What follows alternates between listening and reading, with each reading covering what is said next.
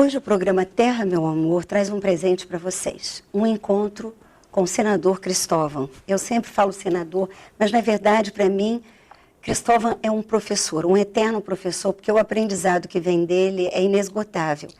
E nós vamos hoje conversar sobre um livro que ele está lançando e que está vindo para a mídia em primeira mão.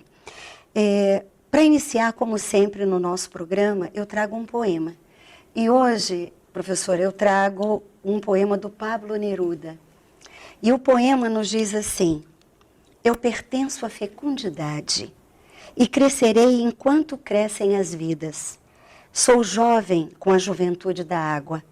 Sou lento com a lentidão do tempo. Sou puro com a pureza do ar. Escuro com o vinho da noite, e só estarei imóvel quando seja tão mineral que não veja, nem escute, nem participe do que nasce ou cresce. Quando escolhi a selva para aprender a ser folha por folha, estendi as minhas lições e aprendi a ser raiz, barro profundo, terra calada, noite cristalina e pouco a pouco mais toda a selva. Lindo poema. Tem muito de budista. Muito. Você é parte da Terra. Você não é uma coisa diferente da Terra. É a própria Terra. Você é a própria Terra. Embora é um pedaço da Terra que fala, que pensa, que sente, que passa mensagens. Mas nós somos Terra. E ele passa isso de uma maneira belíssima, belíssima. E eu vou começar nossa conversa. Eu sei que nós vamos trazer para os telespectadores essa abordagem que ainda está numa apostila, que é do próximo livro. Mas é a apostila já copiada do livro mesmo. Já copiada do livro mesmo. A capa é essa. Então, reaja. Mas antes de falarmos sobre esse livro, eu gostaria de lhe fazer uma pergunta a propósito desse poema. E a pergunta que eu gostaria de lhe dizer é o seguinte: o Neruda nos diz que pouco a pouco ele se transforma em floresta, porque ele abre a escuta dele para o pertencimento a todos os seres, à água, ao barro, à raiz. Como, diante dos desafios que nós estamos vivendo hoje na humanidade, em que o ser humano se distanciou tanto dessa mãe terra, como você, como educador, sente e pensa essa nova educação para a nova antropologia e essa nova consciência? Essa nova educação vai exigir uma mudança muito radical. Primeiro, do ponto de vista do sistema educacional brasileiro. Eu acho que tem que ser nas mãos do governo federal. Enquanto ficar na mão dos 5.567 municípios, fica muito desigual e ruim. Tem que ser nacional. Aí é o que eu chamo a escola com E maiúsculo, que é o sistema. Depois tem que mudar a sala de aula. Nós temos que ter como princípios os seguintes itens: ensinar ou fazer com que as crianças aprendam a deslumbrar-se com as belezas do mundo. Tanto as belezas naturais quanto as belezas produzidas pelo homem, as artes. Temos que ensinar as crianças, ou que elas aprendam, a indignarem-se com as injustiças, que é a estética, depois a ética. Temos que fazer com que as crianças aprendam linguagens, não só português, 1 ou 2 idiomas estrangeiros, matemática.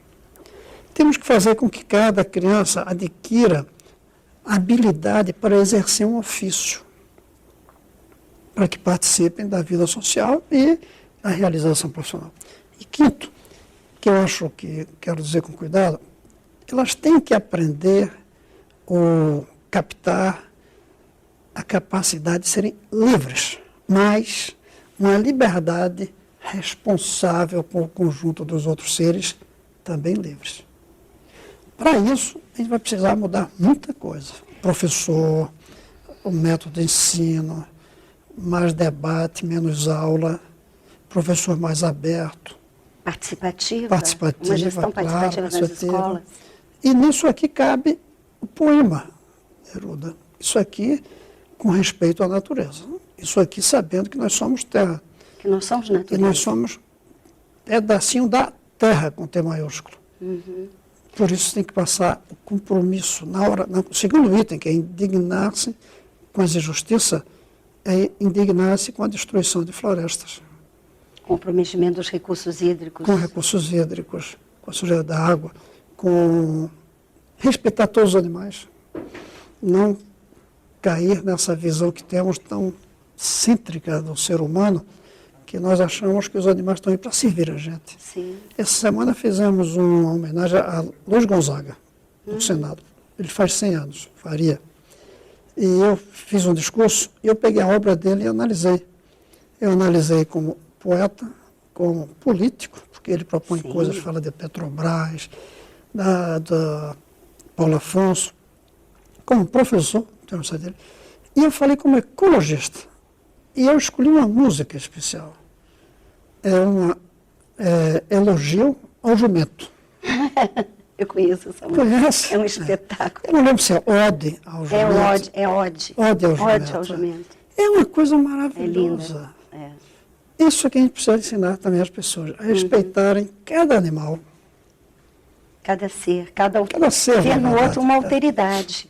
É. Agora, Cristóvão, me diga uma coisa, as pessoas que vão passar essa informação para os alunos, para as nossas crianças, nossos jovens, são os nossos educadores. E esses educadores foram educados num antigo paradigma. Você não acha que, de fato, é preciso que haja uma formação de educadores? Sem dúvida. A minha proposta, do que eu chamo de federalização da educação, primeiro pagar bem o professor, para receber os melhores quadros da sociedade. Né? Eu proponho R$9.000 por mês. Não de repente, nem simplesmente aumentar, sabe? Não, é um concurso novo. Aí a gente começa a atrair gente boa. Quem for aprovado vai ficar 1 ano se preparando. Mesmo depois de formado, mesmo depois de passar no concurso, 1 ano se preparando. Adquirindo essas noções novas. Mostrando se tem ou não vocação. Porque sabe um problema de pagar bem? É que vem gente que não gosta do que faz, só pelo dinheiro. E na bem da verdade, hoje em dia, até por esse resultado que saiu agora, teve até uma reportagem sobre uma professora no interior da Paraíba, ensinando os alunos a matemática, os alunos da escolinha lá do interior da cidade, tiraram o primeiro lugar. Então a gente vê que ela percebe a educação como um sacerdócio, como uma fonte de estar feliz e inteira no mundo. A gente tem que ter sacerdotes bem remunerados. É isso. Agora não pode ser, vamos dizer, operário bem remunerado para dar aula. Não, operário é operário, fundamental na vida, mas professor é professor.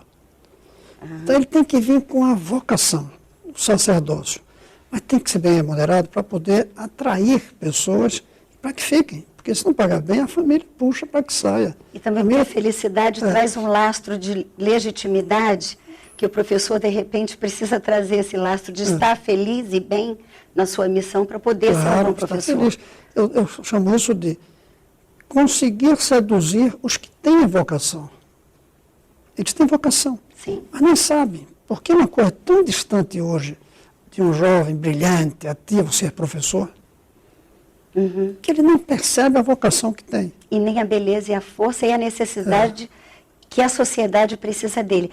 Mas, se você me permite, nós vamos continuar essa conversa depois, no próximo bloco. Até já.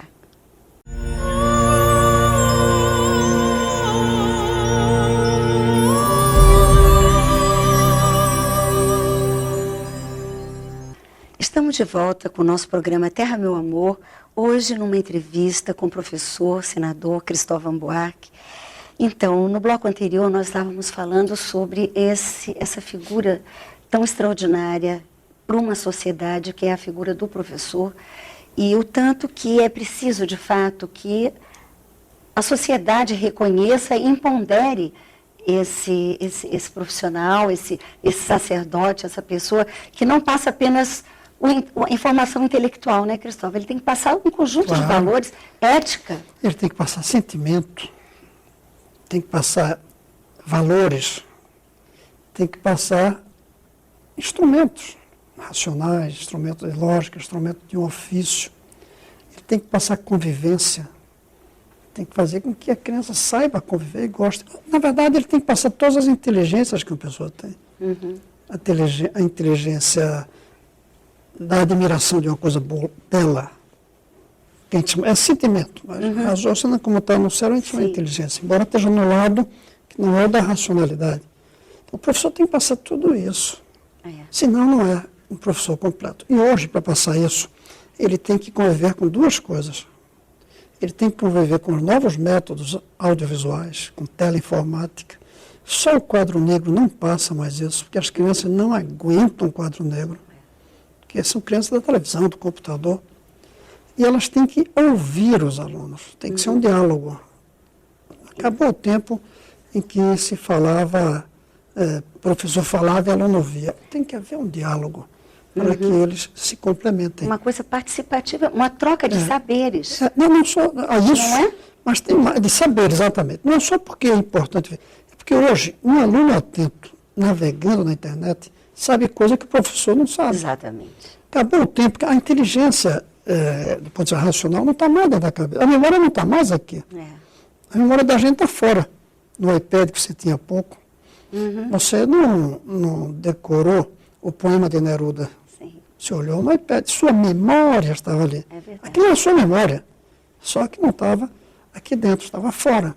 Agora, como é que nós vamos fazer esse casamento? Porque nós somos o país do Paulo Freire, do Anísio Teixeira, Incrível de isso. Cristóvão, de tanta gente maravilhosa Darcy pensando em Ribeiro. educação, Darcy Ribeiro. Eu mesma sou filha da educação de Darcy Ribeiro, porque eu estudei em Brasília, na Escola Parque, Escola Classe, depois estudei no CIEM, da Universidade de Brasília. Então, eu queria saber como que a gente sensibiliza a economia do país para que ela reconheça e dê o lastro, o subsídio necessário, a base para que essa educação possa ser o jequitibá que precisa ser. Eu vou dar um lado pessimista e um otimista. Hoje não faz parte da imaginação, da cabeça dos brasileiros, dar valor à educação. Alguma coisa aconteceu no passado, na nossa origem, que fez com que a gente dê valor à casa, ao carro, à conta bancária, onde passa férias. Você mesmo há pouco me disse que uma criança, quando você contar, perguntou qual é o seu carro. Essa criança reflete uma visão nacional de que o importante não é saber, é ter. Então isso dificulta a gente fazer a revolução educacional. E a outra porque é um país dividido em duas castas. E tudo que a gente resolve para os de cima, a gente esquece os de baixo. Saúde, transporte, segurança, educação. Aí abandonamos aqui embaixo. E é curioso porque sem educação você não consegue dar o laço para a saúde. Então eu vou dar agora o meu lado otimista. Ah, É que a partir dos últimos anos ou 2 décadas, a educação passou a ser fundamental. E vamos despertar, é uma questão de tempo. Você vê, por exemplo, como os jovens hoje, mesmo tendo um ensino médio muito ruim, já querem entrar na universidade. 20 anos atrás não havia essa intenção. Os pais continuam ausentes da escola, mas eles estão descobrindo e vão descobrir. Então, eu sou otimista por isso. A cabeça do brasileiro, de não dar importância à educação, vai ter que mudar para entrar num novo mundo. Senão a gente vai ficar muito, muito para trás. e agora entrando no seu livro, aproveitando essa sua última fala, você faz uma convocação, né? Reaja, e ainda tem um ponto de exclamação. Você está fazendo um convite para esse jovem, para essa sociedade brasileira? Como é que é? Qual foi a inspiração fundamental do teu livro? Muito boa pergunta. Eu coloco aí. A inspiração fundamental foi um livrinho que eu li de um filósofo francês, que na época tinha 94 anos, mais velho do que Edgar Morin, que é um dos meus grandes mestres, chamado Stéphane Hessel. Ele escreveu um livro chamado Indignem-se, que virou um best-seller na Europa, que é usado por esses meninos que estão na praça na Espanha, que estão em Wall Street. E eu comprei esse livro numa viagem e li num minuto, é desse tamanho. Como é que é o nome do autor? Stéphane Stéphane Hessel, com Hessel. H. Ele é francês? Ele é alemão, mas viveu toda a vida na França, desde os França. 7 anos de idade. Já está com 94 anos agora, deve estar com E 95. está fazendo esse convite, indigne-se. Indigne-se. Que coisa espetacular. Quando eu vi aquilo, eu disse, falta uma coisa aqui, não basta indignar-se, é preciso reagir. Aí eu sentei e comecei a escrever e virou um livro. Eu não sei quantas vezes aparece a palavra reaja. É meio um poema, reaja a isso, reaja a isso, reaja a isso, reaja aquilo. Você pode abrir em qualquer página e começar a ler no parágrafo, sobretudo se começar pela palavra reaja. Faz mais sentido ainda. Então, eu imagino que os telespectadores agora, junto comigo, nós vamos fazer esse exercício. Posso abrir em qualquer página? Qualquer página. Escolha uma frase que começa por reaja. Ok. Reaja contra estas 3 desigualdades imorais: no direito à vida, a compra dos serviços de saúde, no direito à qualidade da educação, a compra do acesso às escolas, e no direito a ser livre, porque pode comprar justiça. Não aceite que a vida seja comprada por quem pode pagar os serviços médicos, enquanto outros morrem porque lhes falta dinheiro. Isso. Nossa, que convite fortíssimo. Mas aí o convite passa uma ideia. É que desigualdade na roupa, no carro, no transporte, mas saúde, educação e justiça não é desigualdade, é imoralidade. Não ter o mesmo acesso à justiça, à saúde e à igualdade é imoral, não é apenas desigual. Essa é a mensagem que eu quero passar. E reajam contra essa imoralidade de que as pessoas têm acesso desigual à educação, saúde e justiça. Agora você poderia perguntar, reaja como? Mas depende de cada um. Um vai entrar num partido político, outro vai criar uma ONG, outro vai fazer um protesto, outro vai alfabetizar alguém. Outro vai cuidar de uma praça. Outro vai cuidar de uma praça. Vai fazer um jardim. Então tem muitas maneiras de você reagir a isso que está aí. Então vamos a uma outra frase agora. Reaja contra a maldade da estrutura agrária que sobrevive cercando terras sem homens e deixando de fora homens sem terra, sem emprego e sem comida. Nós vamos falar sobre isso no nosso próximo bloco.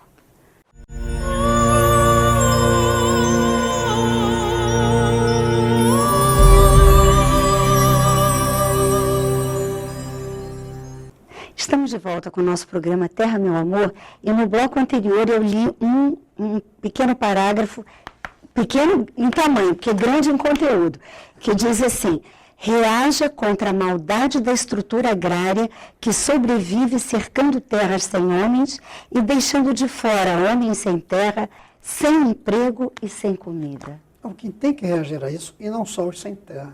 O que eu quero chamar a atenção é que a luta por uma estrutura agrária justa não pode ser só dos que não têm terra, tem que ser nossa. Qualquer um que está ouvindo aí tem que ficar com raiva de que existe terra cercada, sem produzir, e do lado de fora, pessoas sem terra querendo produzir. Como reagir? Derrube cerca por aí. Exatamente. Você vai na estrada, vê uma cerca que não tem nada sendo produzido dentro, derrube. Entre no partido, apoie os sem terra, defenda a reforma agrária. Sim. Mas não fique passivo, reaja. Inclusive, isso que você está trazendo é muito importante. Eu acho que faz um link forte com a educação, porque eu estava fazendo uma leitura sobre a questão, o relatório da FAO, justamente sobre o uso da terra, mostrando que no Brasil e no mundo o desperdício com alimentos é muito grande. E, por exemplo, trazendo para o Código Florestal, uma das fundamentações é que precisa de área de plantio, expandir a área de plantio, muitas vezes até comprometendo biomas importantes, como o próprio cerrado que vem sendo devastado. E isso passa pela informação, pela educação, pela sensibilização, por uma conscientização de cada um, não é, Cristóvão? Exatamente. Tem que ter essa conscientização. É o que eu tento aí. Eu chamo reagir, que em vez de ficar só da maneira passiva de dar consciência, eu defendo que a pessoa da consciência tenha uma ação, uma reação, que ela reaja. Vamos abrir uma outra. Adote um estilo de vida para consumir menos. Adie a substituição de seus bens de consumo por anos ou até décadas. Veja a beleza de manter o uso dos bens independentemente da idade que eles tenham. Sinta a beleza de um pullover antigo, de um sapato usado. Torne supérfluo o consumo supérfluo. Reaja ao modernismo que tenta se impor apenas porque é novo, sem usar uma base estética ou ética para justificar. Não vejo moderno como sinônimo de bom ou belo. Moderno deve ser apenas significado etimológico. Aquilo que é de hoje, odiernos. Essa é uma parte que eu acho fundamental para os jovens. Porque os jovens se acostumaram com essa ideia de que é moderno, logo é bom. É moderno, logo é bonito. Não é verdade. A modernidade tem muita coisa feia, muita coisa ruim. E na origem da palavra, moderno quer dizer aquilo que é de hoje. Não quer dizer aquilo que é bonito, nem quer dizer aquilo que é bom. Temos que quebrar a ideia, por exemplo, no consumo. As pessoas dizem, esse pullover, para usar o exemplo, é moderno. Logo eu tenho que ter um. Para quê? Ser mais cômodo um usado. Ser mais cômodo um antigo. Tem que quebrar. Sabe quando as coisas da educação ruim hoje, como tiraram praticamente a possibilidade de usar uniforme na escola, as crianças ficam disputando quem é que tem um sapato mais moderno. Justamente. Mais moderno, como se fosse mais bonito, como se fosse melhor. Às vezes não é.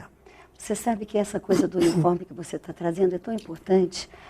Eu estudei no meu tempo, todo mundo usava uniforme, né? E aquilo era uma forma de uma padronização positiva, porque as pessoas se diferenciavam pela participação na escola, por ter um talento para jogar uma bola, ou é melhor na poesia, ou é melhor na matemática. Exatamente. O uniforme é importante na educação. Aí tem gente que diz, mas tira a personalidade. A personalidade não precisa vir da roupa. Claro. Aliás, se tira a personalidade é porque não tem personalidade. A criança fica só na roupa, que é da personalidade. Não, a personalidade tem que vir da cabeça, do sentimento, do coração. Então, essa é a tentativa aí. Reaja. Reaja. Aí os seus colegas que ficam ridicularizando você porque o seu sapato não foi desse ano. Ou o computador mesmo, que a gente troca mais. Ou o carro.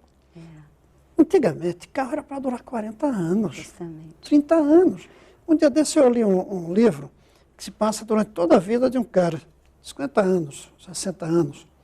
E é desde ele aos 10 aos 60, com o carro que foi do pai, que passou para ele. E que só se acaba por causa de um acidente. Então, se passa na Turquia. Museu da Inocência, esse livro. Um livro maravilhoso. Pois bem, é isso que eu quis passar aí. Reaja a essa ideia de que você tem que ter aquilo que foi feito hoje. Porque seria melhor do que o que você comprou ontem, no ano passado, 10 anos atrás. Às vezes é bem melhor o antigo.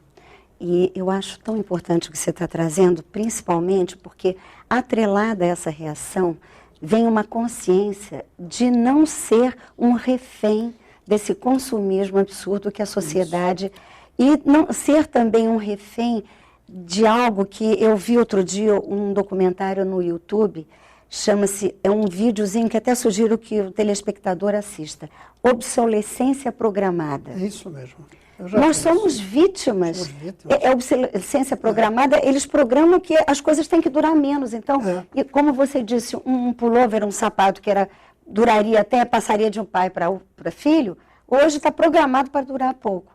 Mas como que nós vamos sensibilizar e educar esse jovem, estimular ele a essa reação que gere uma consciência? Como você acha? Bem, tem que ser na escola, mas tem que ser sobretudo na mídia. Foi na novela. A novela passa a ideia de que tem que ser o último, tem que ser o moderno. Não só a novela, como os intervalos comerciais da propaganda. Tem uma propaganda, não vou citar o nome, de sandália. Sandália que se chamava antigamente japonesa. Não sei qual sandália de borracha. Sandália de borracha. Todo mês tem uma diferente. Para que trocar todo mês? Eu até acho que não dura muitos anos. Para que todo mês? Porque o desenho é diferente. E é uma sedução. E a pessoa acaba tendo uma identidade social a partir do que ela consome, né, Cristóvão? Eu vi um dia desse o cara colecionando sapato tênis. Sapato tênis é para usar. Colecionar é quadro. Que cada um tem um valor estético diferente do outro. Livro, cada um é diferente do outro. Você colecionar sapato é como você fazer uma estante, todos os livros iguais. Com o mesmo propósito. Claro. A não ser que você queira ver uma coisa artística ali e faça um quadro dos sapatos. Mas não precisa do par, basta um de cada um. Basta um de cada um. Vamos abrir mais uma página. Reaja ao direito de cada país sentir-se no direito de queimar suas florestas, sujar seus rios, jogar lixo no espaço ou no oceano. Não aceite a visão do nacionalismo primário e egoísta, em nome do qual um país justifica jogar dióxido de carbono na atmosfera, estragar a vida no planeta Terra, só porque no passado outros países cometeram este crime antes, sem medidas protetoras. Isso é bem dirigido aos dirigentes brasileiros de hoje. que na hora dos grandes fóruns internacionais dizem, está tudo errado o que está aí. Tem que parar a produção de automóvel, mas só depois que vocês pararem também. Estados Unidos e Europa. Não pode, tem que brigar para que eles parem, até porque eles são os piores. Os verdadeiros consumidores, os maiores são eles. Vamos brigar para que eles parem. Mas aí tem que dar um exemplo também. Aí pergunta como? Mudando o padrão de transporte. Sim. Menos automóvel individual e mais transporte coletivo, sobretudo elétrico. Tem maneiras de fazer isso, mas o que eu quis foi dizer, reaja a esses governantes do Brasil, da Indonésia, dos países ou da China, que justificam poluir porque os outros poluíram antes. Ou justificam derrubar florestas porque os outros derrubaram antes. Reaja a esse tipo de lógica. Sim, perfeito. Então vamos lá.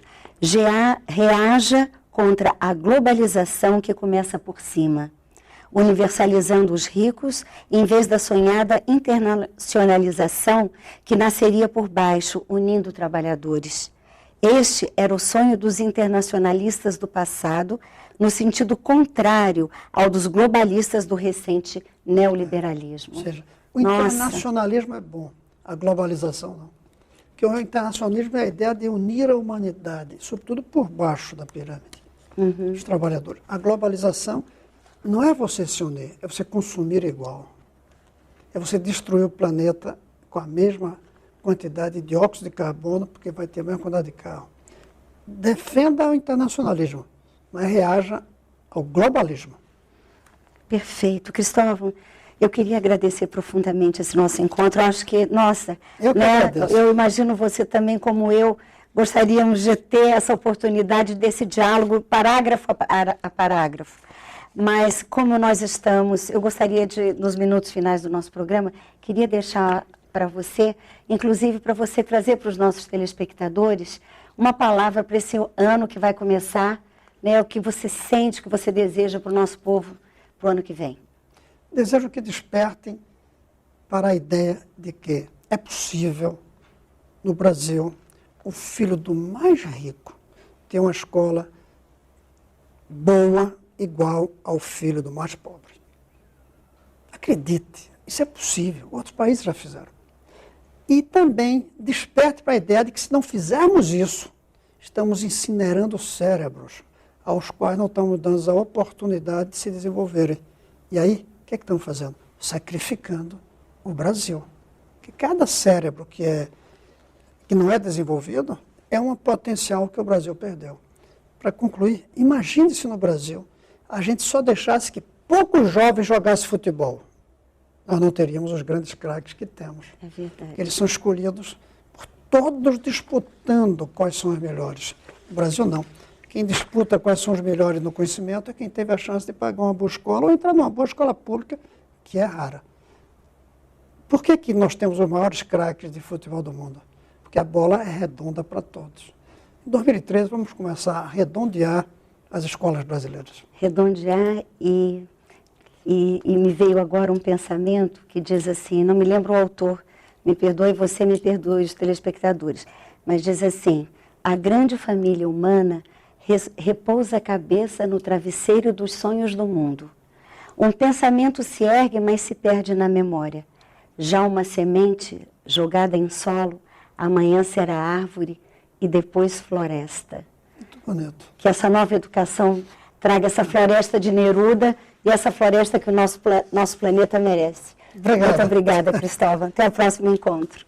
Aguardo você para o nosso próximo encontro do nosso programa Terra, Meu Amor, dentro da série Diálogo para a Sustentabilidade. Até a próxima.